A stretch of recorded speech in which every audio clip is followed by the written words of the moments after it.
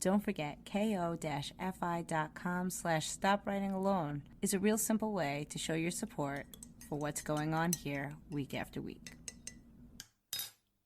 Hi, everyone. This is Nicole Rivera, and this is the Stop Writing Alone podcast for writers who are looking for their writing community.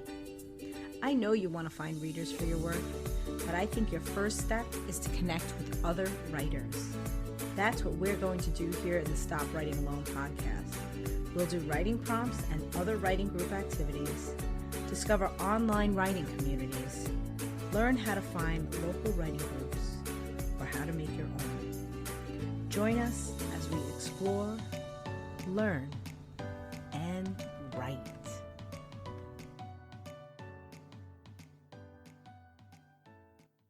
This week's episode of Stop Writing Alone is sponsored by the Creative Ways podcast. Host and long-term designer Emma Isaac's podcast features inspiring conversations with successful photographers, musicians, fashion designers, and more, who generously share tactical advice to motivate and educate creatives to stay on the path. Find it where you listen to your podcasts, and be sure to visit her website for a fun freebie at emmaisaacs.co.uk. And you can find that link in the show notes for today's episode. Hi, this is Nicole Rivera, and you're listening to the Stop Writing Alone podcast. This week, I thought it would be fun if we talked about writing peer pressure. In previous episodes, I've talked about the power of writing accountability groups and obviously just the power of not writing alone and having your writing community around you. But there is this one dynamic that happens when you do get a community of writers together. And it's like when we have any community of people together, it's the whole peer pressure thing. So when is writing peer pressure a good thing? When is it a bad thing? Pretty much falls in line with all peer pressure. But since I was sort of the victim of peer pressure earlier today, I thought it would be a great topic to discuss because I do think for me, for this moment, it is actually going to be beneficial. But yeah, so what is it? It's exactly what peer pressure is all the time. A group of people come together, have an idea about a thing. You're in the group and you're thinking, I want to do that.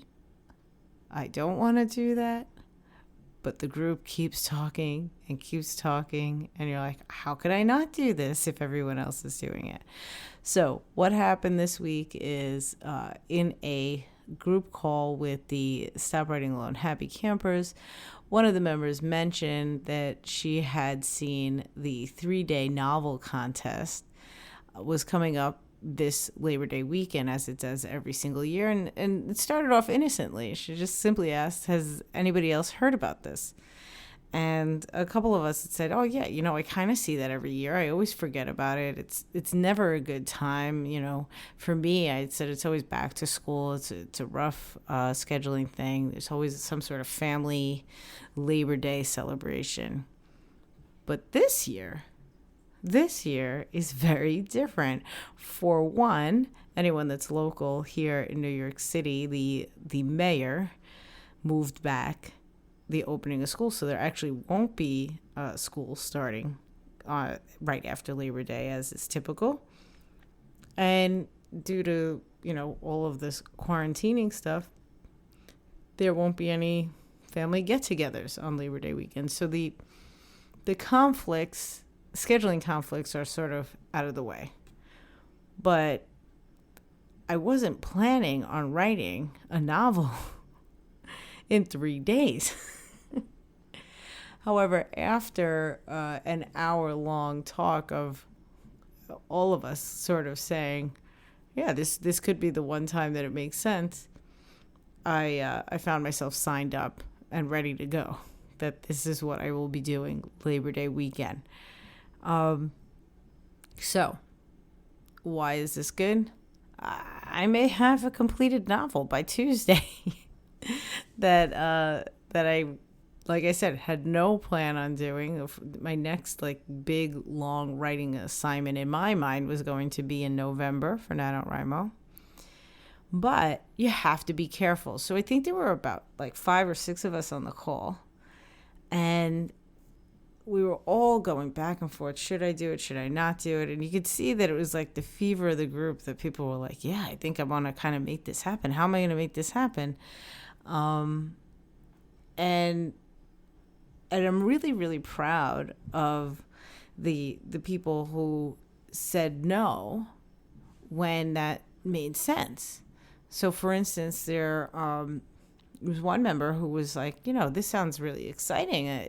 I don't know what I would write, but I think it would be a great idea. And we all started going back and forth talking about this.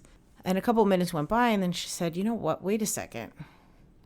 I just got my domain name, and I really want to build my writer website, and that is what I was planning on doing this weekend.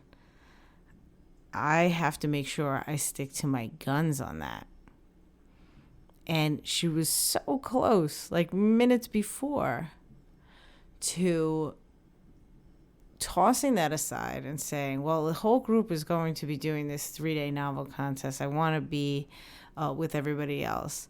And she didn't. And she credited her accountability group that she's in.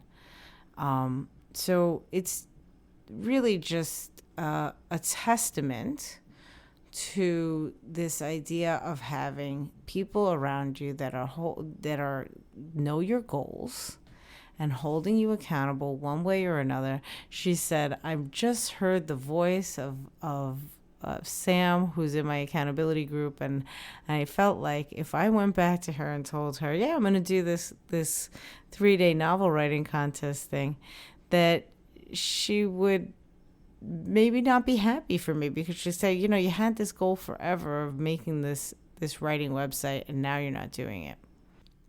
So how do you effectively get through the peer pressure moment like she did, and like I feel like I did, in a way that you're going to be happy with your decision afterwards? It's going to best serve you. So plain and simple, first and foremost, like Jamie was reminded of in that moment, you must know your goals. And if you're not setting regular goals for yourself in your writing, this is going to be a hard moment for you, right? If you see a new writing challenge come up, you may be swayed to just immediately leap on it if you have not already set up, what do you want to accomplish right now? And in some cases that's great, right? So if you haven't set a goal and a new online challenge comes up, this may be the opportunity for you to leap on and get something done. However, if you just let your writing career roll out based on the challenges that fall in your lap, there's no direction there. You've got to start asking yourself, what do I want from this? Do I want it to be just a hobby and I just do things as they come? Or do I have a path to publication, to submitting, to getting things done? So one of the things that we do in the Happy Campers is we set monthly goals and weekly goals. Like every Monday, we come up with our goals for the week of what we want to accomplish with an eye on whatever it is we're accomplishing for the end of the month. So in the instance of Jamie, one of the things that she had set up is that she wanted to do this website. And now this cool idea of writing a novel in 3 days comes up, and it sounds amazing and it's great, but it conflicts with that other goal. So no can do. Currently, my goals are to write a story every single week, and then just keep up with all of my other reading and things that I'm doing. This 3-day excursion into writing a novel is not really going to conflict with that, as long as I make sure I also write a story this week.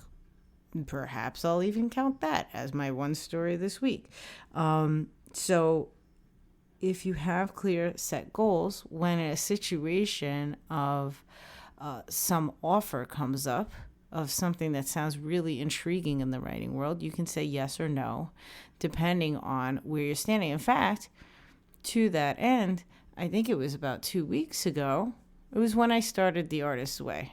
Whenever I started The Artist's Way, one of the people in the Artist's Way group, Tammy Brightweiser, who I interviewed earlier in Stop Writing Alone History, she had asked us in the group, oh, I see this challenge. Goodness, if I can remember the name of the challenge, I don't. But she said, is anybody else signing up for this? And I immediately said, oh, that does not fit within what I need to accomplish this month. And it really kind of sucked because it sounded like a really amazing opportunity. I think it was Sarah Selecki's stuff that was starting up. And the timing of it just didn't fit for me, looking at everything that I was doing and so forth. But if I didn't already sit down and think, what do I want to accomplish in the following weeks, following days in my writing, I might have signed up for yet another thing and then found that I could not devote myself to it. Which goes to my next point. The second thing that you need to do when you're faced with one of these peer pressure moments of an awesome writing opportunity or writing challenge is to know your schedule. Is it realistic for you to sign up for whatever this thing is that's coming up, whether it's, a 3-day novel writing challenge or NaNoWriMo in November, or right now, Julie Duffy is doing Story a Day again in September. Do these things fit within your schedule? And the reason why I'm saying to do these things beforehand is because if you keep signing up for all of these different online challenges and you don't accomplish them, that's going to start to attack your psyche. You're going to start to feel like, I can't finish anything in my writing. I can't accomplish anything. I keep signing up for NaNoWriMo, but I never finish. Well, maybe you never finish, not because you couldn't get it done as a writer, but maybe it's because November is a crazy hectic month for you and your family and your responsibilities outside of your writing. So what I suggest when it comes to knowing your schedule, take a moment to actually act it out. And this is what I was doing in the call earlier today when we were talking about a 3-day novel writing challenge. It is really, let me just say this, when we were talking about writing a novel in 3 days, it's more along the lines of writing a novella, so 20 to 30,000 words. I sat there and acted it out. I said, okay, so that would be this weekend. And how many words would I need to really write each day? How much time? How long would that take me? Knowing my own writing rhythms, is that at all realistic within the schedule that I currently have? And it really came back to yes, I can do it, but I need to sort of run it by the other people in my life whose schedule it may impact as well. But that's, that's an individual thing that comes from mom life, wife life, all that kind of thing. But know your schedule and do that mental work, or sometimes writing it out helps to act it out and see, before I leap onto this peer pressure moment, does it even make sense? And then I want you to know your own personality. And this goes back to what I was just saying about, are you going to start to feel very defeatist after a while? Is this sign up, whatever it is that you're thinking about engaging in with your writing crew, is this going to lift you up as a writer? Is it going to make you feel productive? Is it going to be too demanding? I mean, for some people, the sound of writing 30,000 words in 3 days is just about the worst nightmare ever. And that totally makes sense to me. I know for some people that's just I don't work that way. Even putting myself in that situation would feel miserable. I don't like to write like that. So you have to start to know yourself, and that, that does happen with a certain level of experimentation here. So if you're in that experimental stage and you do sign up for something like that and feel like it does not jive with you at all, and you say, okay, that was an education. I learned that about myself. And now I know the next time something is asking me to binge write, that's not my jam. I don't do that. I don't roll that way. And that's how you get to know yourself and know your personality. And one question that was presented, this is by Susie Evans Taylor, who I spoke about last week too, but she's in the Happy Campers Club, and she brought up, because she's been reading Marie Forleo's book, she said, here's a great question for everybody to ask themselves right now. And by the way, this is a sign of a really great group when the peer pressure is balanced by, okay, everybody, we all want everybody to do it, but we also want everybody to do it sensibly. Don't leap in without thinking it through. So Susie presented us with a great question. And it was, if you don't do this, will you regret it in 10 years' time? Will you regret it in 1 year's time? So thinking about 1 year from now, and you passed on this opportunity, will you feel regret for having not done it? And that's pretty huge. Like if you are facing a challenge or some opportunity, and this is, in writing, outside of writing, what have you, that is a thing that you would actually regret not doing, you kind of got to find a way to make sure that this is a part of your life in some way. If it's a thing that you say, well, if I don't do it, I won't feel regret. I'll feel like, that would have been fun, but didn't make sense for me at the time. Then you don't necessarily have to move mountains to make it happen. If it works, great. If it doesn't work, no big deal. So I thought that was a really good question, and that's a really good way to tap into what is your personality. How are you jiving with this particular online challenge or opportunity, peer pressure presentation, as it were. And finally, the last thing that I think is really important is to know and set your deadline. So all of these things have usually like a sign-up date. Like you must sign up by this day. You have to know before this moment whether or not you are going to buy in and jump in and start. But on top of that, I think you also need to set like a deadline for yourself. And this is what happened to me in the call today. I said, well, I know that I want to kind of like just run it by my husband and the family and everything, but I want to come back to the group with a solid yes or no, by the end of the night. And that was, it's really funny because the deadline to sign up was like 24 hours from when we spoke, but I was like, okay, by tomorrow morning, I'm going to let you know one way or another. And let me know. I'm going to either do it or not do it. If you continue to waffle over these things and go back and forth, maybe I should, maybe I shouldn't, blah, blah, blah. You could literally do that all the way up to the sign up moment and drive yourself crazy. And you can continue to go over the same arguments in your head, back and forth, pros and cons, yada, yada, yada. Give yourself a deadline and just say, yes or no, I'm going to do this. This is going to sound like it's off topic, but I do believe it relates. I have a subscription to Masterclass. If you're familiar with Masterclass, it's basically all various instructors on all different topics. Obviously, there's many writers on there that give classes on writing, and that's how I got into Masterclass. But there's other things as well. And one of the classes that I loved was one by Neil deGrasse Tyson.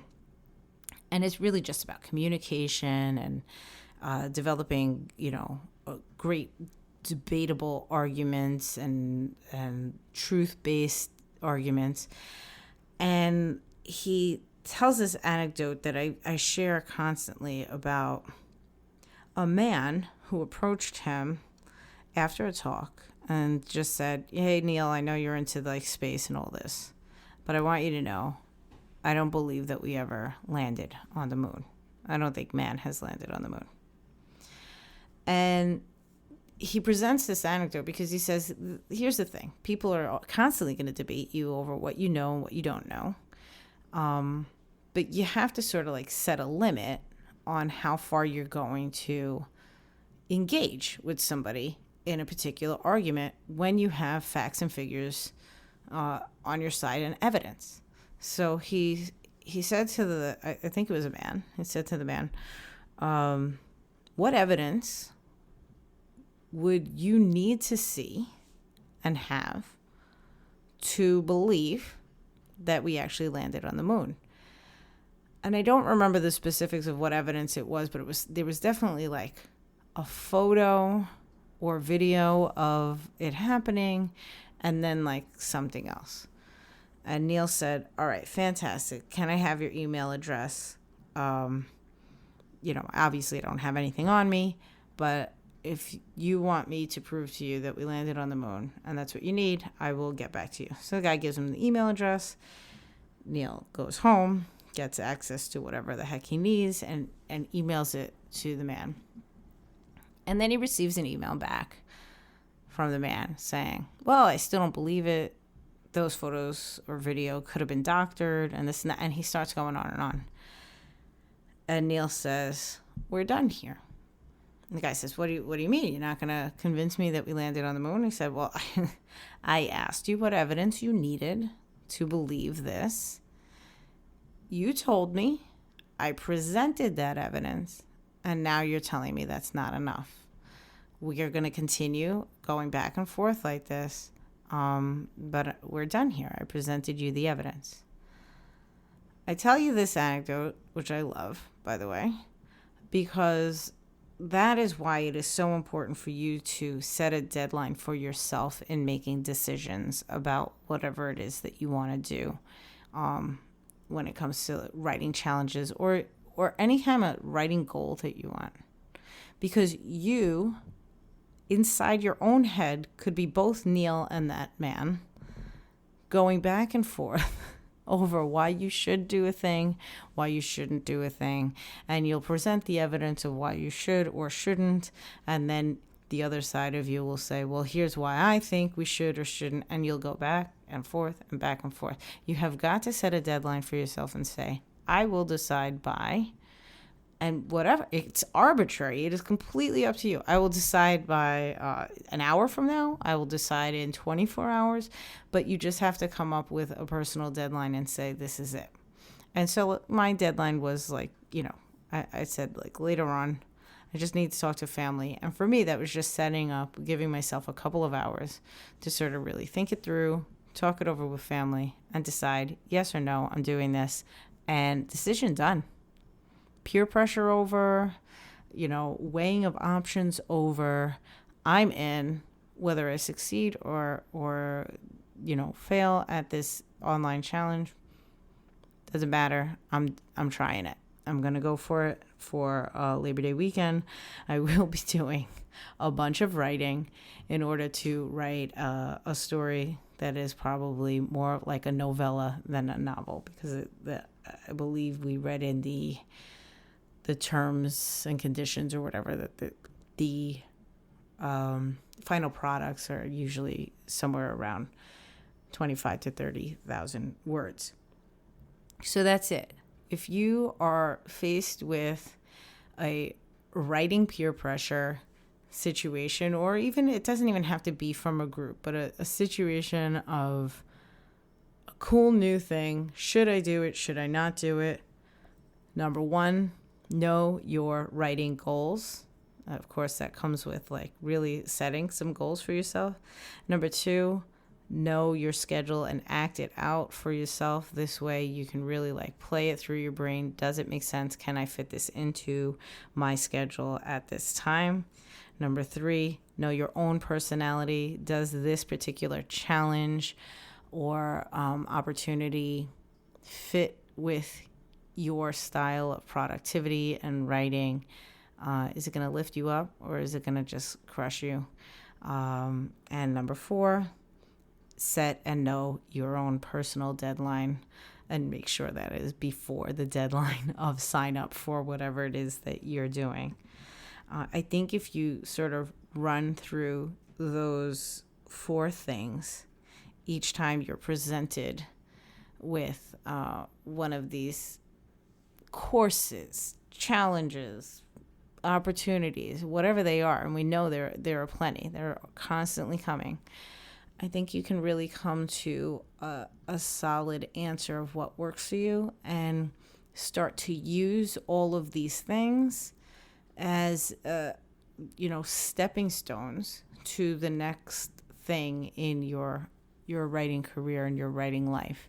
And this is kind of echoing of an episode I did last year at around this time when we were talking about back to school and do you sign up for the online course? Do you not sign up for the online course? I think it's a similar sort of conversation that we are constantly being offered all these wonderful things. Some of them are perfect for us. Some of them maybe aren't.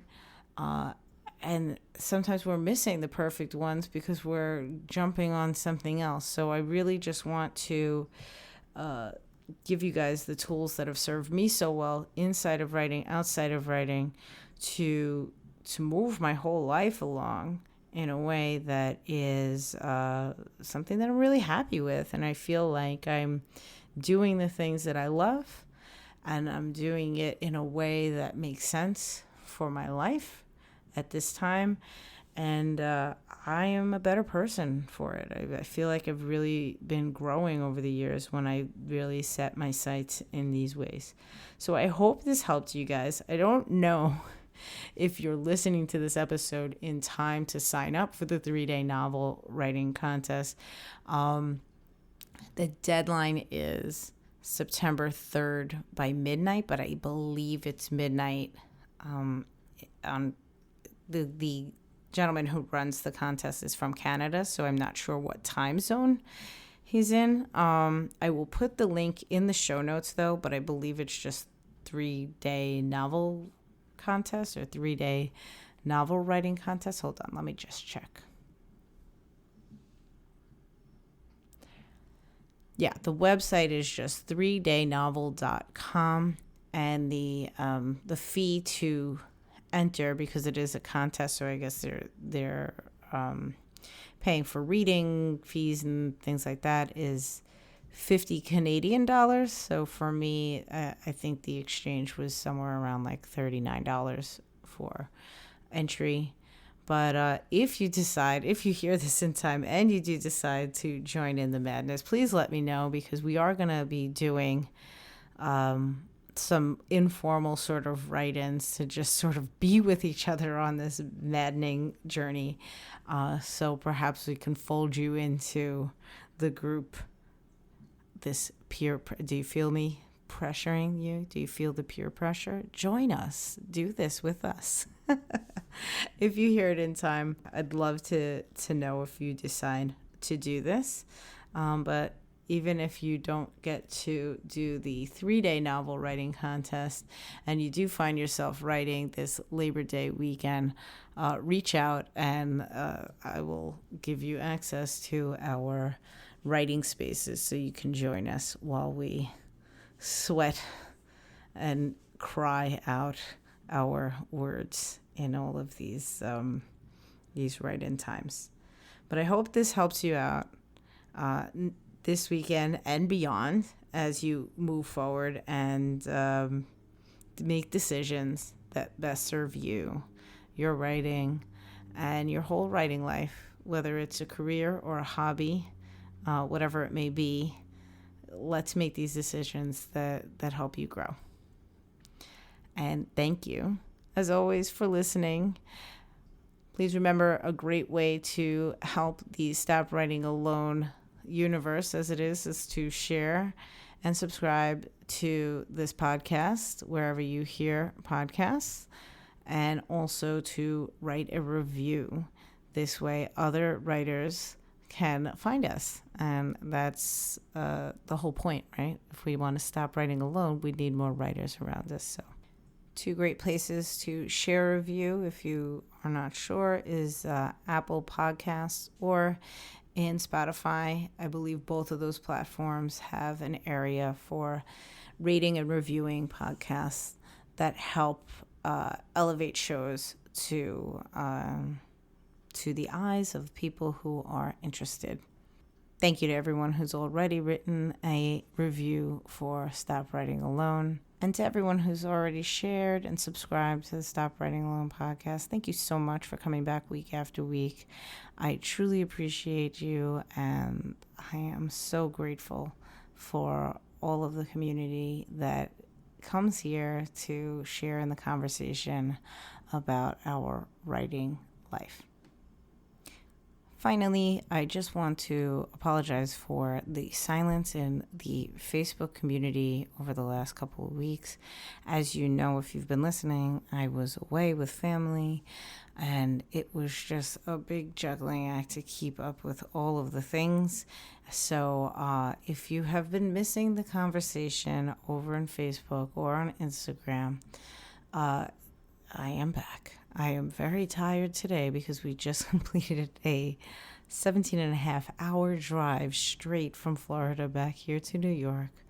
But after some good sleep tonight, I think I should be back and ready to roll, writing inside the Facebook community and talking all of this stuff there as well. So if you're not already a member of the Stop Writing Alone with Nicole Rivera Facebook group, come on over.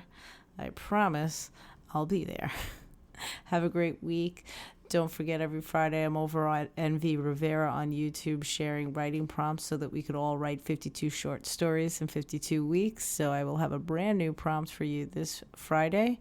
And if you like listening to podcasts on YouTube, this podcast does upload there as well every single week.